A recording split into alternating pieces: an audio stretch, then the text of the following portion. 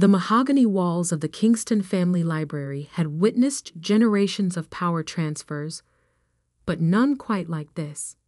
My brothers, Thomas and Edward, lounged in leather chairs worth more than my supposed monthly salary, sharing knowing smirks as the family lawyer droned on about Grandpa Richard's estate. As per the late Mr. Kingston's apparent wishes, Mr. Harrison adjusted his wire-rimmed glasses. The primary trust will be divided, 45% to Thomas, 45% to Edward, and 10% to Alexandra. Apparent wishes? I kept my voice soft, letting them underestimate me one last time. Thomas laughed, running his hand through his expertly styled hair. Come on, Alex. Did you really expect an equal share? You're the one who abandoned the family business to find yourself living in that tiny apartment, Edward added.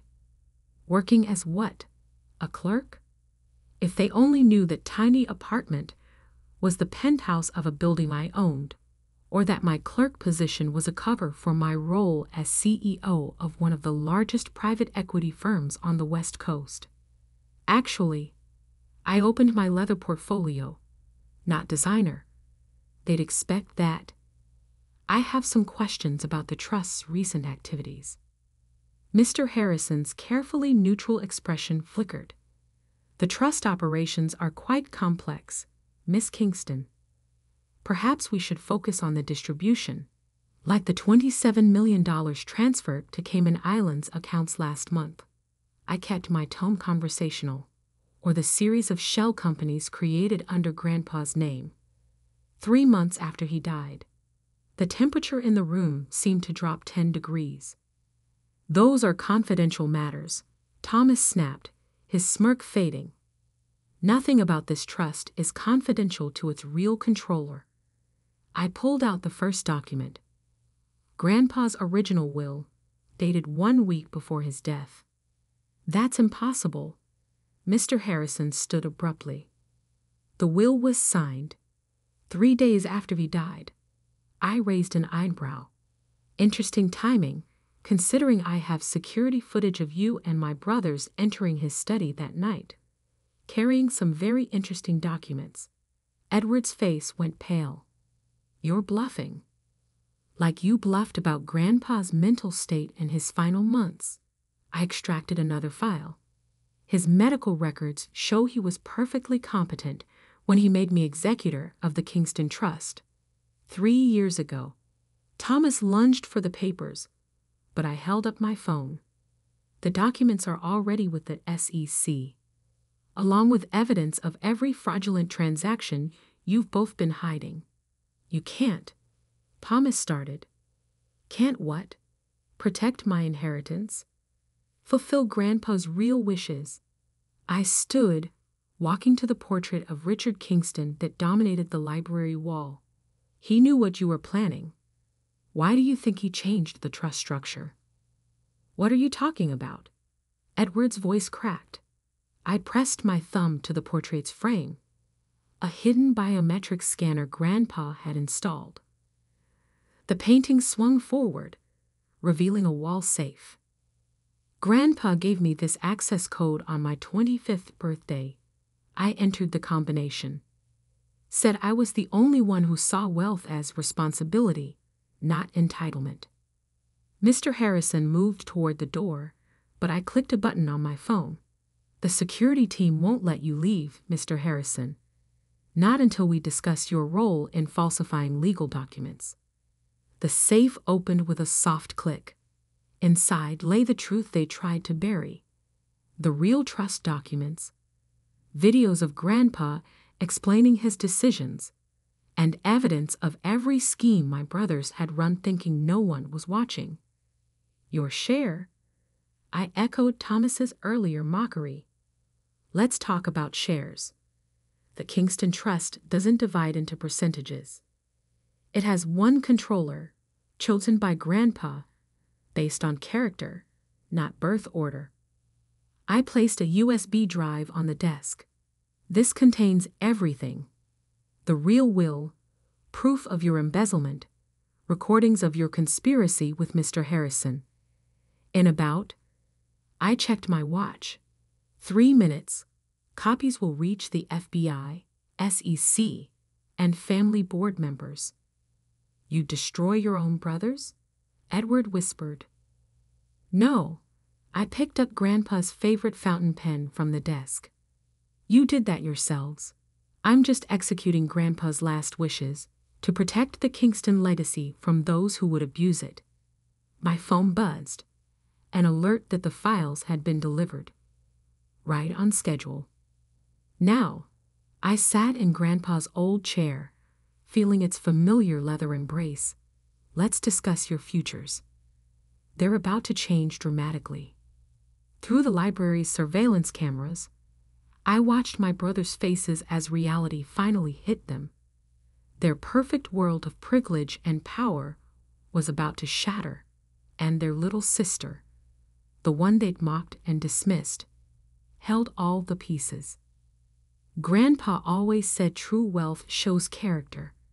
I opened my laptop, displaying their complete financial records. Time to show me yours. Outside the library windows, rain began to fall, washing away the last traces of their illusion of control. The real power had always been quietly waiting, watching, and preparing for this moment. And we were just getting started. The next morning, I sat in my real office on the 47th floor of Kingston Tower, the building my brothers thought was still controlled by their shell corporation. The rain had cleared, leaving the city gleaming like new money. My phone hadn't stopped buzzing since last night. Thomas, 2:13 a.m. We need to talk. This is insane. Edward, 3:45 a.m. You can't do this to family. Mr. Harrison's law firm, 4:30 a.m. Urgent matter regarding Kingston Trust. My executive assistant, Victoria, entered with my morning coffee and the latest trust reports. Your grandfather's private files have been transferred from the secure vault. And, she paused, your brothers are in the lobby. I checked the security feed. Thomas and Edward stood by the reception desk, their usual polished appearance notably disheveled. Thomas's Brioni suit was wrinkled, and Edward's hands kept fidgeting with his Rolex, the one he'd bought with embezzled trust funds. Let them wait 15 minutes, I said, opening Grandpa's personal journal, the one they never knew existed. Then send them up.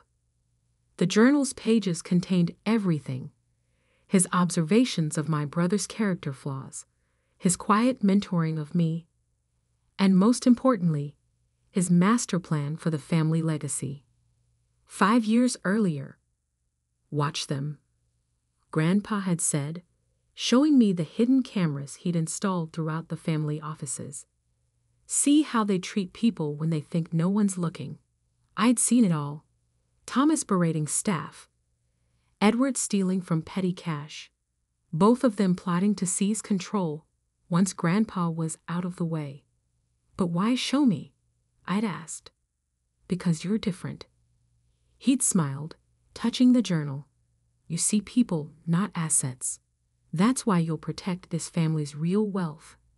Its soul. Present day. Victoria's voice interrupted my memories. They're on their way up.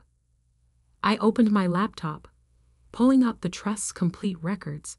Every transaction, every scheme, every betrayal documented in meticulous detail. The office doors burst open. Thomas stormed in first, stopping short at the view. Edward followed, his eyes darting around the space that screamed old money and quiet power. This is your office. Thomas's voice cracked. But you said that I worked as a clerk. Amazing what people reveal when they think you're beneath them. I gestured to the chairs facing my desk. Sit. Listen, Edward started, about the trust. About the $43 million you've embezzled. I turned my laptop to show them the spreadsheets. Or the offshore accounts? The fake charities? The systematic theft from every company under trust management? Thomas straightened his tie. We can explain. Like you explained to Grandpa. I played a video on the wall screen. Security footage of them arguing with our grandfather 3 days before his death. Give us control now, Thomas's recorded voice demanded, or we'll have you declared incompetent. The color drained from their faces as they watched themselves threaten the man who'd built our family's empire. He recorded everything, I said quietly. Every conversation, every threat, every scheme. Then he showed me. Why you? Edward whispered. I opened Grandpa's journal to a marked page. Because I earned it. While you were stealing from petty cash, I was learning the business from the ground up. While you were threatening staff, I was building relationships. Grandpa saw everything. The trust, Thomas started, has been under my control for 5 years. I pulled up the original documents. Grandpa transferred everything to me gradually, watching how you'd react thinking you were still in line for control. That's why the quarterly reports, Edward's voice trailed off, showed what you expected to see. Yes, every successful transaction you thought you'd hidden was actually a test. One you both failed spectacularly. My phone buzzed. The family board was assembling for an emergency meeting as planned. Now, I stood, straightening my channel blazer. No need to hide my success anymore. We have 15 minutes before I present the full audit to the board. Your choices are limited, but they do exist. Choices. Thomas laughed bitterly. You're destroying us. No, I corrected. I'm saving the family legacy from you. But Grandpa believed in redemption, even if he didn't trust you with power. I slid 2 folders across the desk. Option 1. Resign all positions, enter the rehabilitation program Grandpa designed, work your way up from entry level under strict supervision. Option 2. Face criminal charges for fraud, embezzlement, and conspiracy. Entry level? Edward looked horrified. We're Kingstons. Exactly. I touched Grandpa's journal. And it's time you learned what that really means. Through the office windows, I could see the family board members arriving, gathering in the conference room where their world was about to change. Time to choose, brothers. I checked my watch. The board meets in 10 minutes, with or without your signatures on these agreements. Thomas reached for a folder with trembling hands. You planned this all along. No, I said softly. Grandpa did. I'm just the one who proved worthy of his trust. The morning sun filled the office, reflecting off the city buildings my grandfather had built and my brothers had tried to steal. But the real family legacy wasn't in the buildings. It was in the choice between power and responsibility. And my brothers were about to learn the difference. The Kingston family boardroom fell silent as I displayed the trust's real financial records on the massive screen. 12 board members, cousins, uncles, family friends who'd served for generations, stared at the evidence of my brother's systematic theft. Thomas and Edward sat at the far end of the table, their signed rehabilitation agreements placed prominently before them. They looked small somehow, stripped of their arrogance. As you can see, I continued, Grandfather Richard's decision to transfer control to me was based on substantial evidence of misconduct. I clicked to the next slide. These are the original trust documents, signed and witnessed 5 years ago. Uncle Philip, our father's older brother, leaned forward. All this time, you've been running everything? The legitimate operations? Yes. I pulled up performance charts. Under my management, the trust's legitimate assets have grown by 47%. The charitable foundation has doubled its impact. The family's core businesses are more profitable than ever. And my sons. Dad's voice cracked slightly. He'd arrived just minutes before, summoned by the board's emergency notice. I met his eyes. We're stealing millions, threatening staff, and plotting to seize control through forged documents. I softened my tone. I'm sorry, Dad, but Grandpa saw it coming. The screen changed to show a video recording. Grandfather Richard's familiar face filled the frame, recorded in his study 3 months before his death. If you're watching this, he began, Alexandra has finally revealed the truth about our family's legacy. The trust, the businesses, the foundation. Everything I'd built was never meant for those who valued power over purpose. Thomas shifted uncomfortably as our grandfather continued. I watched my grandsons become exactly what I feared, entitled, corrupt, dangerous to everything we built. But Alexandra, he smiled. She showed me what real leadership looks like. Quiet strength, genuine compassion, strategic brilliance hidden behind humility. The board members glanced between me and the screen, seeing the parallels Grandpa had spotted years ago. The rehabilitation program exists for a reason. Grandpa's recording continued. Because family is about second chances, but only for those willing to earn them. I paused the video. Thomas and Edward have chosen to enter the program. They'll start in entry-level positions, learn every aspect of our businesses properly this time, under strict supervision. And if we refuse, Thomas burst out, then flinched as every head turned to him. Then the SEC gets everything. I clicked to display their criminal exposure. Fraud charges, asset seizure, public trials. You'd send your own brothers to prison, Dad asked quietly. They sent themselves there, I corrected.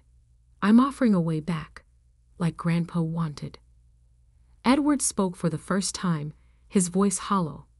The shell companies, the offshore accounts, will be dissolved, I finished. All stolen funds repaid. The trust will absorb the losses, but our family's reputation stays intact, provided you both comply completely. Uncle Philip cleared his throat. And the future leadership structure? I stood, walking to the window overlooking the city our family had helped build. Grandpa left specific instructions.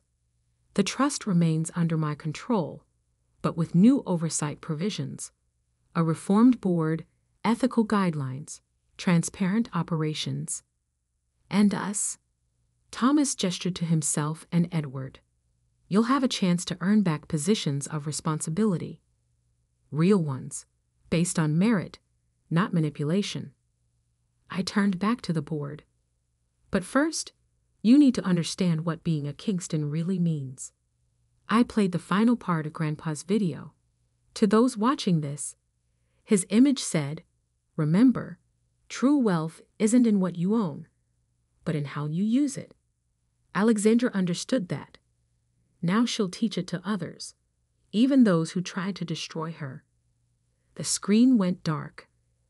Dad stood slowly. I need to know, how long have you known about their crimes? Since the beginning, I admitted. Grandpa showed me everything, taught me to watch and wait, to be ready when they finally went too far. And now? Edward asked. I pressed a button on my phone. Security entered with boxes, my brother's personal items from their offices. Now you go to your new positions. Edward, you'll start in mailroom operations. Thomas, customer service. 6 months minimum at each level of the company. Weekly reviews, financial monitoring, counseling sessions. Like children, Thomas muttered. No, I corrected. Like employees who need to learn integrity, starting with honest work. The board members began gathering their things, the decision clearly made. The Kingston family had a new leader and a new direction. Alexandra. Dad touched my arm as others filed out. I should have seen. You saw what they wanted you to see, I said gently. We all have blind spots when it comes to family. Through the boardroom windows, I watched my brothers being escorted to their new positions. No corner offices, no executive privileges, just desks among regular employees, where they'd learn the business from the ground up. Grandpa would be proud, Dad said quietly. I touched the journal in my pocket. My grandfather's real legacy. Not the money or the buildings, but the wisdom to know what real power looked like. And the patience to wait until others learned it too. 6 months later, I reviewed the rehabilitation program reports on my desk. Edward Kingston. Mailroom performance review. Shows improved attitude towards staff. Learning basic operations. Notably apologized to Jane, receptionist, for past behavior. Requesting additional training in logistics. Thomas Kingston. Customer service evaluation. Initially resistant, but making progress. Successfully handled difficult client complaints. Beginning to understand value of frontline work. Stopped demanding preferential treatment. Victoria entered with my morning coffee and a stack of files. The trust's quarterly numbers are in. We're up 12% since the restructuring.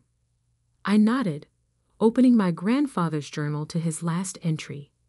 Power reveals character, but so does powerlessness. Watch how they handle both. My phone buzzed with a text from Edward. Meeting today.